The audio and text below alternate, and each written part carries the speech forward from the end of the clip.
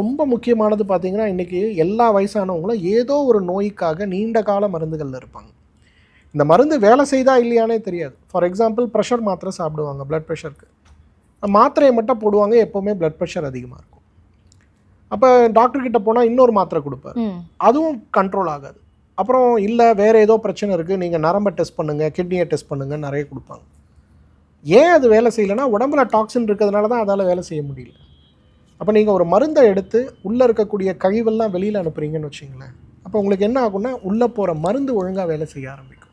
அப்போ எந்த நோயினால் நீங்கள் பாதிக்கப்பட்டிருந்தாலும் அந்த நோயோட வீரியமும் அந்த நோயுடைய பக்க விளைவும் குறைஞ்சி போகிறது நம்ம பார்க்கலாம். இதுதான் 6th. 7th ரொம்ப இம்பார்ட்டண்ட் ஒன்று, உடம்புல ஒரு புத்துணர்வு ஏற்படுறது பார்க்கலாம். ஒரு 70 வயசு தாத்தா பாட்டி இருக்காங்க, அவங்க நீங்கள் வாங்க நம்ம ஒரு கோவில் போகலான்னு கேட்டால் வரமாட்டாங்க. ஐயோ எனக்கு உடம்பு சோர்வாக இருக்குப்பா, நான் வரல, நீங்கள் போயிட்டு வாங்கப்பா. 55 வயதுலேயே வீட்டில் இருக்கவங்க சொல்ல ஆரம்பிச்சிட்டாங்க. இன்றைக்கி 40 வயது பெண்கள்லாம் என்னோட வீட்டுக்காரமாவை வீட்டிலேருந்து நான் வெளியில் கொண்டு வரதே எனக்கு திருவாரூர் தேரை கொண்டு வர மாதிரி.